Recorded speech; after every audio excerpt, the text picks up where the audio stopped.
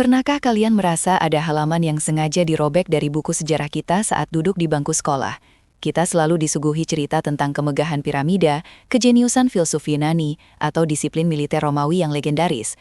Namun ada satu hal yang membuat bulu kuduk merinding jika kita menelisik lebih dalam. Di balik narasi kepahlawanan dan kemajuan peradaban itu, tersimpan lapisan kelam yang berbau amis darah. Sebuah realitas mengerikan yang seolah disembunyikan rapat-rapat oleh sistem pendidikan kita agar tidur kita tetap nyenyak di malam hari. Bayangkan kalian sedang berjalan di lorong waktu, kembali ke masa ribuan tahun lalu. Namun bukannya menemukan kota emas yang damai, kalian justru disambut oleh jeritan kepedihan yang memekakkan telinga. Apa yang kita sebut sebagai peradaban agung seringkali dibangun di atas pondasi tulang belulang manusia yang tak terhitung jumlahnya. Sekolah mengajarkan kita tanggal dan nama raja, tetapi mereka lupa menceritakan bagaimana ritual harian bangsa Aztec yang mewajibkan pencabutan jantung manusia hidup-hidup hanya agar matahari tetap bersinar esok hari. Sahabat, cobalah tarik nafas dalam-dalam dan bayangkan aroma besi berkarat bercampur daging terbakar yang memenuhi udara kota Tenochtitlan. Ini bukan sekedar cerita horor fiksi, melainkan fakta keseharian yang dihapus dari kurikulum agar sejarah terlihat lebih manusiawi. Para pendeta di masa itu tidak memandang pengorbanan sebagai kekejaman, melainkan kebutuhan mutlak, dan kengerian visual dari darah yang mengalir menuruni tangga kuil adalah pemandangan yang biasa bagi anak-anak di zaman tersebut. Lalu mari kita bergeser ke belahan dunia lain, ke tempat yang katanya merupakan pusat lahirnya demokrasi dan hukum, Kekaisaran Romawi. Di sekolah, kita belajar tentang arsitektur Koloseum yang megah, sebuah keajaiban dunia yang membanggakan.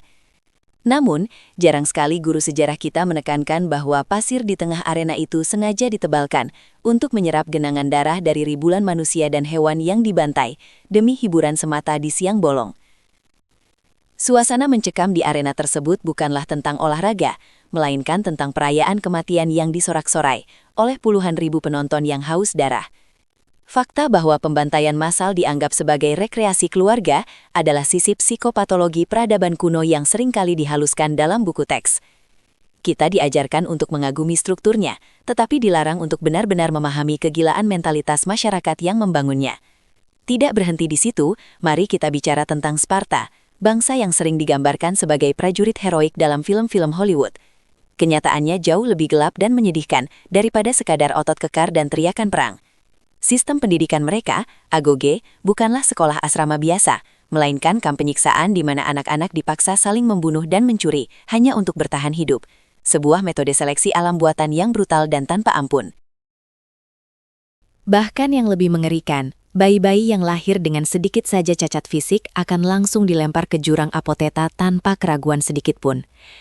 Ini adalah praktik eugenika kuno yang jika dibahas secara mendalam di kelas sejarah, mungkin akan membuat banyak siswa trauma akan kekejaman leluhur manusia. Mengapa fakta sekejam ini hanya menjadi catatan kaki, atau bahkan dihilangkan sama sekali dari pelajaran utama kita? Jawabannya mungkin terletak pada ketakutan kolektif kita untuk mengakui bahwa manusia, pada dasarnya, memiliki sisi monster yang sangat dominan. Kurikulum sekolah dirancang untuk membangun identitas nasional dan kebanggaan akan kemajuan umat manusia, bukan untuk menguliti borok masa lalu yang memalukan. Menyajikan sejarah yang terlalu jujur dan brutal berisiko meruntuhkan ilusi bahwa kita adalah makhluk yang beradab sejak awal. Ada semacam kesepakatan tak tertulis untuk melakukan sanitasi sejarah, membersihkan noda darah, agar masa lalu terlihat lebih romantis dan heroik. Kita lebih nyaman mendengar kisah Alexander Agung menaklukkan dunia daripada mendengar rincian tentang bagaimana pasukannya membantai seluruh penduduk kota yang menolak menyerah. Ilusi ini diciptakan untuk menjaga stabilitas moral, namun di saat yang sama, ia menumpulkan kewaspadaan kita. Ketika kita tidak diajarkan tentang betapa mudahnya peradaban jatuh ke dalam lubang kekejaman, kita menjadi buta terhadap tanda-tanda bahaya di masa kini. Misteri terbesar bukanlah apa yang terjadi di masa lalu, melainkan mengapa kita begitu bersikeras menutup mata terhadapnya. Seolah-olah ada tangan tak terlihat yang mengatur narasi, memastikan bahwa generasi penerus hanya melihat sisi terang dari bulan, sementara sisi gelapnya tetap tersembunyi dalam bayangan abadi. Rasa penasaran ini membawa kita pada pertanyaan yang lebih menggelisahkan. Jika hal-hal mengerikan yang sudah terbukti saja dihapus, lantas rahasia apa lagi yang benar-benar dikubur dalam-dalam? Mungkin ada peradaban yang musnah karena eksperimen mereka sendiri, atau kontak dengan entitas yang tidak bisa dijelaskan, yang jejaknya sengaja dimusnahkan dari catatan sejarah resmi.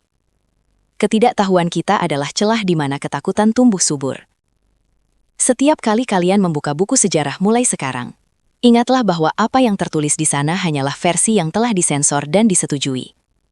Di sela-sela baris kalimat yang rapi, tersembunyi jeritan jutaan jiwa yang tidak pernah mendapatkan keadilan dalam ingatan kita. Keheningan mereka adalah suara paling keras yang seharusnya kita dengarkan dengan seksama. Misteri kelam ini mengajarkan kita bahwa garis batas antara manusia dan binatang buas sangatlah tipis, setipis kertas buku pelajaran yang kita baca setiap hari.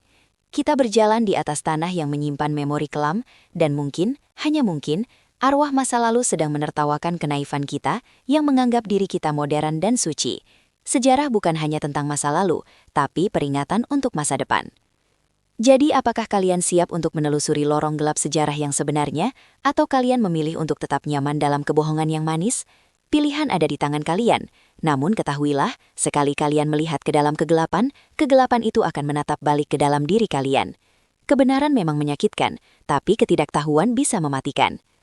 Jika kalian merasa ada yang janggal dengan sejarah yang selama ini kalian pelajari, atau kalian punya teori sendiri tentang misteri yang disembunyikan, tuliskan pendapat kalian di kolom komentar di bawah.